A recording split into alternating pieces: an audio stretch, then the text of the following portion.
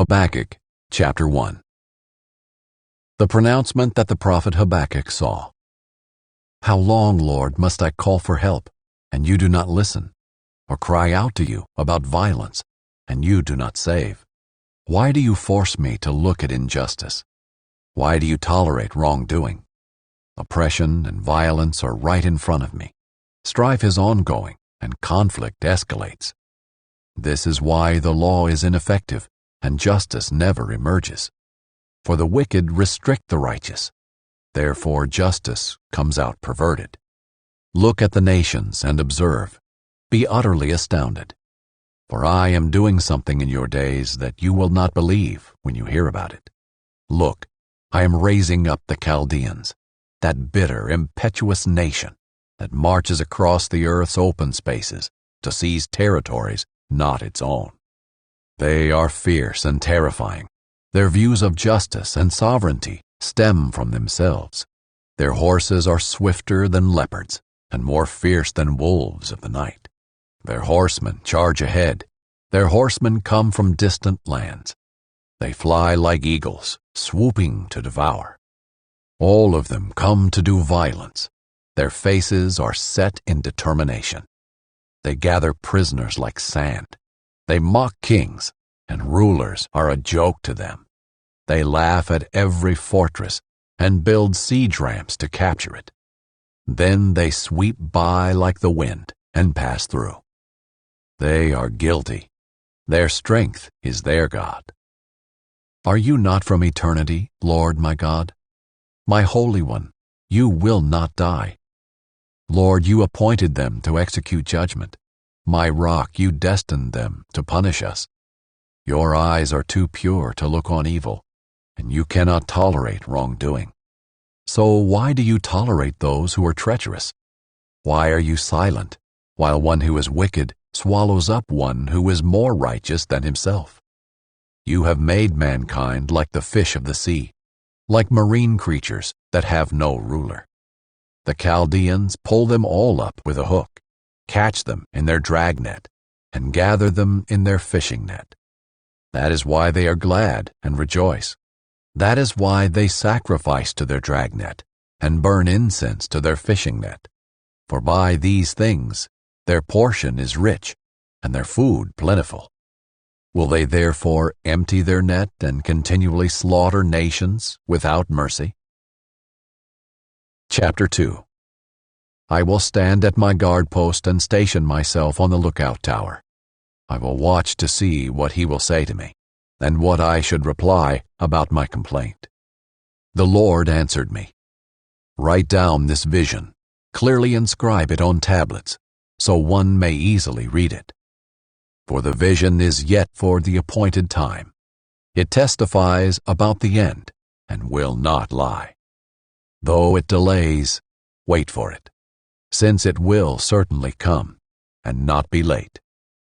Look, his ego is inflated. He is without integrity. But the righteous one will live by his faith. Moreover, wine betrays. An arrogant man is never at rest. He enlarges his appetite like Sheol, and like death he is never satisfied. He gathers all the nations to himself. He collects all the peoples for himself. Won't all of these take up a taunt against him, with mockery and riddles about him? They will say, woe to him who amasses what is not his. How much longer?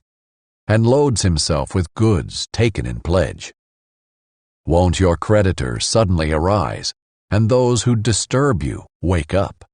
Then you will become spoil for them. Since you have plundered many nations, all the peoples who remain will plunder you. Because of human bloodshed and violence against lands, cities, and all who live in them.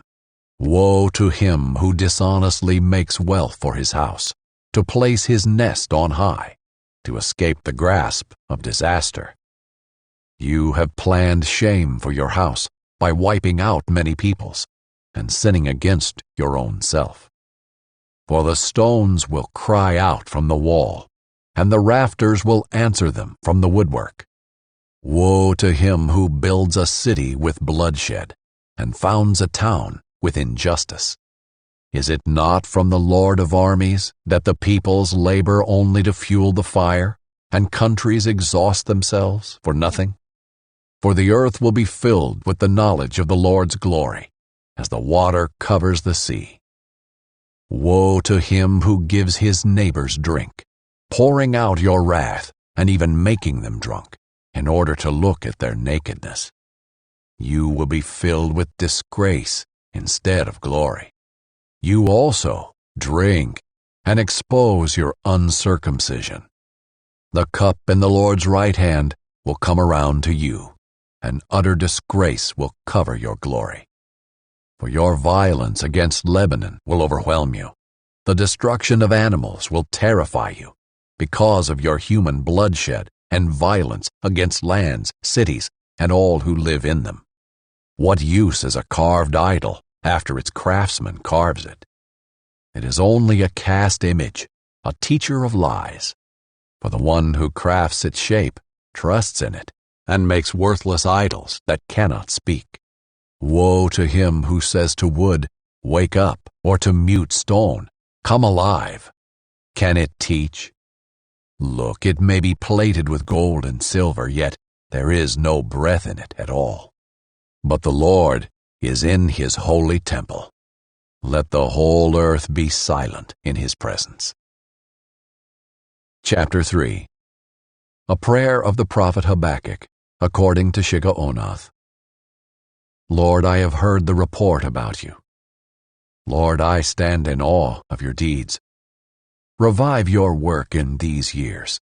Make it known in these years. In your wrath, remember mercy. God comes from Teman, the Holy One from Mount Paran. His splendor covers the heavens, and the earth is full of his praise. His brilliance is like light. Rays are flashing from his hand. This is where his power is hidden. Plague goes before him, and pestilence follows in his steps. He stands and shakes the earth. He looks and startles the nations. The age-old mountains break apart. The ancient hills sink down. His pathways are ancient. I see the tents of Cushan in distress. The tent curtains of the land of Midian tremble. Are you angry at the rivers, Lord? Is your wrath against the rivers? Or is your fury against the sea when you ride on your horses, your victorious chariot? You took the sheath from your bow. The arrows are ready to be used with an oath. You split the earth with rivers. The mountains see you and shudder. A downpour of water sweeps by. The deep roars with its voice and lifts its waves high. Sun and moon stand still in their lofty residence, at the flash of your flying arrows, at the brightness of your shining spear. You march across the earth with indignation. You trample down the nations in wrath. You come out to save your people, to save your anointed. You crush the leader of the house of the wicked and strip him from foot to neck. You pierce his head with his own spears. His warriors storm out to scatter us, gloating as if ready to secretly devour the weak. You tread the sea with your horses, stirring up the vast water. I heard, and I trembled within. My lips quivered at the sound. Rottenness entered my bones. I trembled where I stood. Now I must quietly wait for the day of distress, to come against the people invading us. Though the fig tree does not bud, and there is no fruit on the vines, though the olive crop fails, and the fields produce no food, though the flocks disappear from the pen, and there are no herds in the stalls, yet I will celebrate in the Lord. I will rejoice in the God of my salvation. The Lord, my Lord, is my strength. He makes my feet like those of a deer, and enables me to walk on mountain heights. For the choir director on stringed instruments.